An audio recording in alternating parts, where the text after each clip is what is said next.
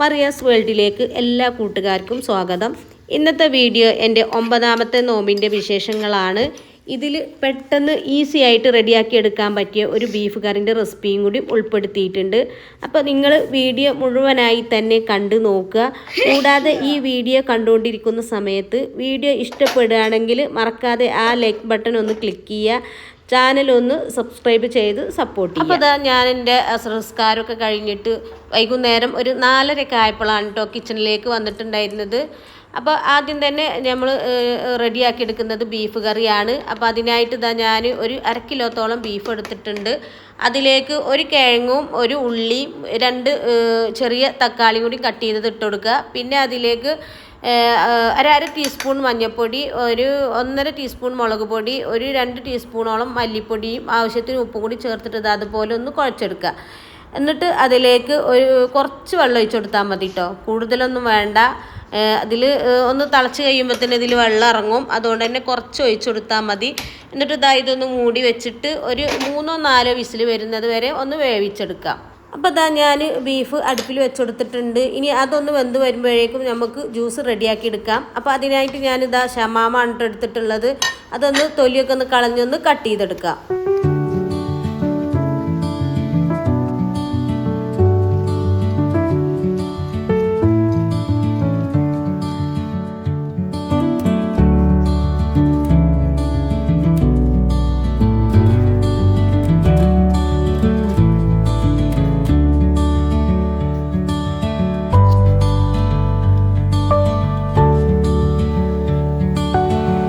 അപ്പോൾ ഷമാമ് മുഴുവനായിട്ടും ഞാനിവിടെ കട്ട് ചെയ്തെടുത്തിട്ടുണ്ട്. ഇനി ഇതൊന്ന് ജ്യൂസാക്കി എടുക്കണം. അപ്പോൾ അതിനായിട്ട് ഞാനൊരു മിക്സിൻ്റെ ജാർ എടുത്തിട്ടുണ്ട്. അതിലേക്ക് ഈ ഒരു ഷമാമ് മുഴുവനായിട്ട് തന്നെ ഇട്ട് കൊടുക്കുന്നുണ്ട്. എന്നിട്ട് കുറച്ച് വെള്ളം കൂടി ഒഴിച്ചിട്ട് ഇത് നന്നായിട്ടൊന്ന് പേസ്റ്റാക്കി അരച്ചെടുക്കാം.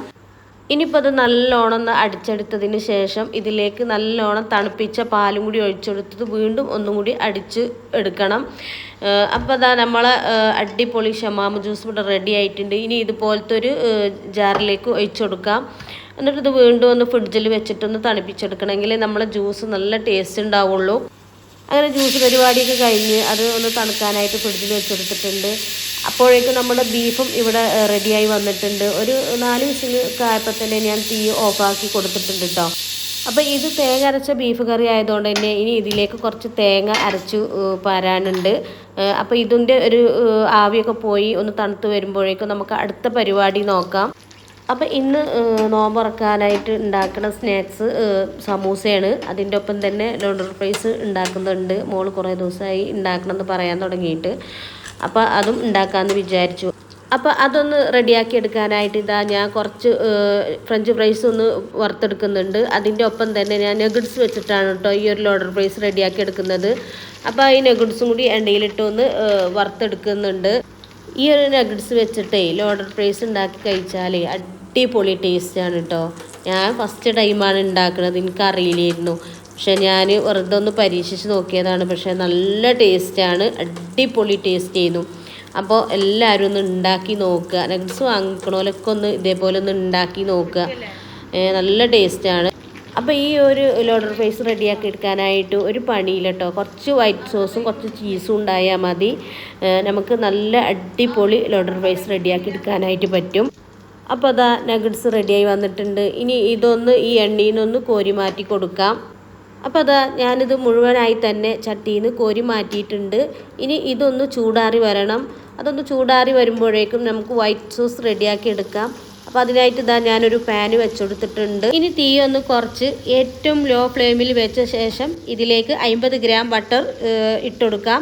എന്നിട്ട് ഇതൊന്ന് മെൽറ്റായി വന്നാൽ ഇതിലേക്ക് വെളുത്തുള്ളി ചെറുതായിട്ട് ചോപ്പ് ചെയ്തതും 1 ടീസ്പൂണോളം ചേർത്ത് കൊടുക്കാം. എന്നിട്ട് ഈ ഒരു വെളുത്തുള്ളി ഒന്ന് വേവുന്നതിനായിട്ട് ഒരു 1/2 മിനിറ്റോളം ഒന്ന് ഇളക്കിയതിന് ശേഷം ഇതിലേക്ക് 2 ടേബിൾ സ്പൂൺ മൈദ ചേർത്ത് കൊടുക്കുക. എന്നിട്ട് ഇത് നല്ലോണം ഒന്ന് ഇളക്കി കൊടുക്കുക. അതിൻ്റെ പച്ചമണം എല്ലാം ഒന്ന് മാറിക്കിട്ടണം. ഇതുപോലെ ഒന്ന് നല്ലോണം ഇളക്കി കൊടുത്തതിന് ശേഷം ഇനി ഇതിലേക്ക് പാൽ ഒഴിച്ചു കൊടുക്കാം. എന്നിട്ട് വീണ്ടും നല്ലോണം ഒന്ന് ഇളക്കി കൊടുക്കുക. കട്ടകളൊന്നും ഇല്ലാതെ തന്നെ ഇതൊന്ന് ഇളക്കിയെടുക്കണം കേട്ടോ. ഇതിൽ കാണുന്ന പോലെ നല്ലോണം ഒന്ന് ഇളക്കി കൊടുക്കുക. ഇതേപോലെ ഒന്ന് ഇളക്കി കൊടുത്താൽ മതി. ഈ ഒരു വൈറ്റ് സോസ് റെഡിയാക്കി എടുക്കുമ്പോൾ തീ കുറച്ച് ഏറ്റവും ലോ ഫ്ലെയിമിൽ വെച്ചിട്ട് വേണം ഇത് റെഡിയാക്കി എടുക്കാനായിട്ട്. ഇല്ലാന്നുണ്ടെങ്കിൽ ഇത് മൈദല്ലേ, പെട്ടെന്ന് കുറുകിയിട്ട് അടി പിടിക്കാൻ സാധ്യത ഉണ്ട്. അപ്പോൾ ഞാൻ കട്ടകളൊന്നും ഇല്ലാതെ ഇത് റെഡിയാക്കി എടുത്തിട്ടുണ്ട്. ഇതിലേക്ക് ആവശ്യത്തിന് ഉപ്പും കുറച്ച് ഒറിഗാനും കുറച്ച് ചില്ലി ഫ്ലേക്സും കൂടി ഇട്ടെടുത്തിട്ടുണ്ട്. ഇനി ഇത് ഒന്നും കൂടി ഒന്ന് ഇളക്കി കൊടുത്തതിന് ശേഷം ഇനി ഇതിലേക്ക് വേണ്ടത് ചീസാണ്. അപ്പോൾ അതും കൂടി ഒന്ന് ചേർത്ത് കൊടുക്കാം. എന്നിട്ട് ഇതൊന്ന് ഇളക്കി കൊടുത്തതിന് ശേഷം നമുക്ക് തീ ഓഫ് ചെയ്ത് കൊടുക്കാം. അപ്പോൾ നമ്മുടെ വൈറ്റ് സോസ് ഇവിടെ റെഡി ആയിട്ടുണ്ട്. ഇനി ഇതൊന്ന് ചൂടാറി വരണം. അപ്പോൾ അതിനായിട്ടൊന്ന് വെയിറ്റ് ചെയ്യാം. അപ്പോൾ ഇതിൻ്റെ അടിയിൽ തന്നെ ഞാൻ സമൂസക്ക് ഉള്ളതും കൂടി റെഡിയാക്കി എടുത്തിട്ടുണ്ടായിരുന്നു. അപ്പോൾ അതും ഒന്ന് ഫ്രൈ ആക്കി എടുക്കലാണ്. പിന്നെ സമൂസ ഉണ്ടാക്കുന്നതൊന്നും ഞാൻ ഈ വീഡിയോയിൽ കാണിച്ചിട്ടില്ല കേട്ടോ. സമൂസ ഉണ്ടാക്കുന്നത് നിങ്ങൾക്കൊക്കെ അറിയണത് തന്നെയല്ലേ. പിന്നെ ഈ സമൂസൻ്റെ മസാല ഉണ്ടല്ലോ, അത് ഞാൻ കുറച്ച് ദിവസത്തിനൊരു 4-5 ദിവസത്തിനുള്ളത് ഞാൻ ഉണ്ടാക്കിയിട്ട് ഫ്രിഡ്ജിൽ വെക്കലാണ്. അപ്പോൾ അതുകൊണ്ട് തന്നെ ഞാൻ സമൂസ റോള് അങ്ങനത്തതൊക്കെ ആ ഒരു മസാല വെച്ചിട്ടാണ് ഉണ്ടാക്കാറ്. പിന്നെ മസാല ഞാൻ കാണിക്കാത്തതും അതുകൊണ്ടാണ്. അപ്പോൾ സമൂസ മുഴുവനായി തന്നെ ഞാനിവിടെ ഫ്രൈ ആക്കി എടുത്തിട്ടുണ്ട്. ഇനി അടുത്തതും കൂടി ഒന്ന് ഫ്രൈ ആക്കി എടുക്കാം. ഇത് മസാല ബാക്കിയുള്ളതുകൊണ്ട് മസാല വെറുതെ ഒന്ന് ബോളാക്കിങ്ങാണ്ട് മുട്ടിയിലും ബ്രെഡ് ക്രംസിലും മുക്കിയിട്ടൊന്ന് എടുത്തതാണ് കേട്ടോ. നല്ല ടേസ്റ്റ് തന്നെയായിരുന്നു. നമ്മൾ കട്ട്ലറ്റിൻ്റെ അതേ ടേസ്റ്റ് തന്നെയാണ്. അപ്പോൾ അത് മുഴുവനായിട്ടും ഇവിടെ ഫ്രൈ ആക്കി എടുത്തിട്ടുണ്ട്. അപ്പോൾ നമ്മൾ ഫ്രൈ ആക്കലൊക്കെ ഇവിടെ കഴിഞ്ഞിട്ടുണ്ട്. ഇനി അടുത്തത് നമുക്ക് ലോഡഡ് ഫ്രൈസ് റെഡിയാക്കാം. അപ്പോൾ അതിനായിട്ട് ഞാനിവിടെ ഒരു ബൗൾ എടുത്തിട്ടുണ്ട്. അതിലേക്ക് കുറച്ച് വൈറ്റ് സോസ് ഇട്ടുകൊടുക്കാം. എന്നിട്ട് അതിൻ്റെ മുകളിലായിട്ട് നേരത്തെ പൊരിച്ച് വെച്ചാൽ ഫ്രഞ്ച് ഫ്രൈസ് ഉണ്ടല്ലോ, അത് കുറച്ച് ഇട്ടുകൊടുക്കാം. ഇനി ഇതിൻ്റെ മുകളിലായിട്ട് നമ്മൾ നേരത്തെ ഫ്രൈ ആക്കി എടുത്ത ഒരു നഗറ്റ്സ് ഇല്ലേ, അത് ചെറുതായി കട്ട് ചെയ്തത് കൂടി ഇട്ടുകൊടുക്കാം. പിന്നെ ഇതിൻ്റെ മുകളിലായിട്ട് കുറച്ച് വൈറ്റ് സോസും കൂടി ഒഴിച്ചു കൊടുക്കാം. ഞാനിപ്പോൾ ഇതിലേക്ക് മയോണൈസ് ചേർത്ത് കൊടുത്തിട്ടില്ല. വെറും വൈറ്റ് സോസ് വെച്ചിട്ടാണ് ഇത് റെഡിയാക്കി എടുക്കുന്നത്. ഈ ഒരു ലോഡർ ഫ്രൈസ് ഉണ്ടല്ലോ, ഇത് ചിക്കൻ വെച്ചിട്ട് മാത്രമല്ല നഗറ്റ്സ് വെച്ചിട്ടും ബീഫ് വെച്ചിട്ടൊക്കെ റെഡിയാക്കി എടുക്കാനായിട്ട് പറ്റും. അടിപൊളി ടേസ്റ്റാണ്. ഞങ്ങൾ നഗറ്റ്സ് വെച്ചിട്ട് ആദ്യമായിട്ടാണ് കേട്ടോ ഉണ്ടാക്കുന്നത്. പക്ഷേ അടിപൊളി ടേസ്റ്റ് ആയിരുന്നു. അപ്പോൾ ലോഡർ ഫ്രൈസും ഇവിടെ റെഡിയാക്കി എടുത്തിട്ടുണ്ട്. അപ്പോഴേക്കും ബാങ്ക് കൊടുക്കാൻ ടൈം ആയിട്ടോ. ഒരു 2 മിനിറ്റും കൂടി ഉള്ളൂ ബാങ്ക് കൊടുക്കാൻ. ഇനിയിപ്പോൾ റെഡിയാക്കി എടുത്ത ജ്യൂസും ഫ്രൂട്ട്സും സ്നാക്സും ഒക്കെ മേശമ്മക്ക് കൊണ്ടുപോയി വെക്കലാണ്.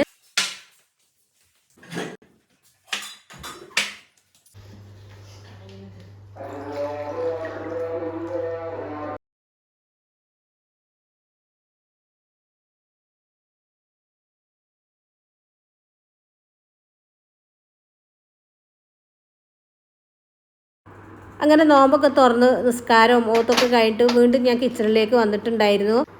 ഞാൻ പറഞ്ഞിരുന്നില്ലേ ഇതിൽ ഈസി ആയിട്ട് റെഡിയാക്കി എടുക്കാൻ പറ്റിയ ഒരു ബീഫ് കറിൻ്റെ റെസിപ്പിയും കൂടി ഉൾപ്പെടുത്തിയിട്ടുണ്ട് എന്നുള്ളത്. അപ്പോൾ അതൊന്ന് റെഡിയാക്കി എടുക്കണം. അപ്പോൾ ഇത് ബീഫ് ഒന്ന് വേവിച്ച് വെച്ചിട്ടേ ഉണ്ടായിരുന്നുള്ളൂ. ഇനി ഇതിലേക്ക് കുറച്ച് തേങ്ങയും കൂടി അരച്ച് ഒഴിച്ചു കൊടുക്കണം. അപ്പോൾ തേങ്ങ അരച്ച് ഒഴിച്ചു കൊടുത്തിട്ടുണ്ട്. അതിലേക്ക് കുറച്ച് വെള്ളം കൂടി ഒഴിച്ചു കൊടുത്തിട്ട് ഒന്ന് ഇളക്കി കൊടുത്തതിന് ശേഷം ഇതൊന്ന് നല്ലോണം ഒന്ന് തിളച്ച് വരണം. ഈ ഒരു സമയത്ത് ഇതിലേക്ക് ആവശ്യത്തിന് ഉപ്പും കൂടി ചേർത്ത്. ഇനിയിപ്പോൾ ഇത് നല്ലോണം ഒന്ന് തിളച്ച് റെഡിയായി വന്നിട്ടുണ്ട്. ഇനി നമുക്കിത് തീ ഓഫ് ചെയ്ത് കൊടുക്കാം. ഇനി ഇതിലേക്ക് ഒരു വറവ് റെഡിയാക്കണം. അപ്പോൾ അതിനായിട്ട് ഞാനൊരു ചട്ടി അടുപ്പിൽ വെച്ചെടുത്തിട്ടുണ്ട്. അതിലേക്ക് ആവശ്യത്തിന് വെളിച്ചെണ്ണ ഒഴിച്ചു കൊടുക്കാം. എന്നിട്ട് അതിലേക്ക് കട്ട് ചെയ്ത ചെറിയ ഉള്ളിയും കൂടി ഇട്ട് കൊടുക്കാം. അപ്പോൾ നമ്മുടെ ഉള്ളി നല്ല ബ്രൗൺ കളറായി വന്നിട്ടുണ്ട്. ഇനി ഇതിലേക്ക് കുറച്ച് മല്ലിയില ഇട്ട് കൊടുത്തിട്ട് ഒന്ന് ഇളക്കി കൊടുക്കുക. ഇത് നല്ലൊരു ഫ്ലേവറാണ് കേട്ടോ. അപ്പോൾ ഇത് നല്ലോണം ഒന്ന് ഇളക്കി കൊടുത്തതിന് ശേഷം ഇനി ഇതിലേക്ക് കുറച്ച് കറിവേപ്പിലയും കൂടി ഇട്ട് കൊടുക്കാം. എന്നിട്ട് ഇതുപോലെ ഒന്നും കൂടി ഇളക്കി കൊടുത്തതിന് ശേഷം ഇത് ഇനി നമുക്ക് കറിയിലേക്ക് ഒന്ന് ഒഴിച്ചു കൊടുക്കാം. ഇപ്പോൾ നമ്മളെ വീട്ടിലേക്ക് ഒരു ഗസ്റ്റൊക്കെ പെട്ടെന്ന് വരികയാണെന്നുണ്ടെങ്കിൽ നമ്മളെ കയ്യിൽ ബീഫൊക്കെ ഉണ്ട് എന്നുണ്ടെങ്കിൽ നമുക്ക് പെട്ടെന്ന് റെഡിയാക്കി എടുക്കാൻ ഒരു 5 മിനിറ്റ് കൊണ്ടൊക്കെ റെഡിയാക്കി എടുക്കാൻ പറ്റിയ ഒരു ബീഫ് കറി തന്നെയാണ് കേട്ടോ ഇത്. കാരണം ഉള്ളി തക്കാളി ഒന്നും വഴറ്റിങ്ങാണ്ടൊന്നും സമയം കളയേണ്ട ആവശ്യമില്ല. ഇത് നല്ല അടിപൊളി ടേസ്റ്റുള്ള ഒരു കറി തന്നെയാണ്. അപ്പോൾ ഉണ്ടാക്കാത്തവരാണെങ്കിൽ ഒന്ന് ഉണ്ടാക്കി നോക്കുക. പിന്നെ ഈ ഒരു ബീഫ് കറിക്ക് വേണ്ടിയിട്ട് ഞാൻ പത്തിരിയാണ് കേട്ടോ ഉണ്ടാക്കിയിട്ടുണ്ടായിരുന്നത്. അത് ഞാൻ നേരത്തെ തന്നെ റെഡിയാക്കി വെച്ചിട്ടുണ്ടായിരുന്നു. നല്ല അടിപൊളി സോഫ്റ്റ് ആയിട്ടുള്ള പത്തിരി തന്നെയാണ്. അപ്പോൾ പത്തിരിയും ബീഫ് കറിയും ഒക്കെ ഇവിടെ റെഡി ആയിട്ടുണ്ട്. ഇനി ഫുഡ് കഴിക്കലാണ്. അപ്പോൾ ഇന്നത്തെ വീഡിയോ ഇത്രേ ഉള്ളൂ.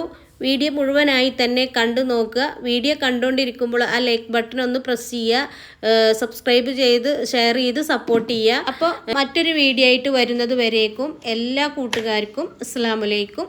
ബൈ.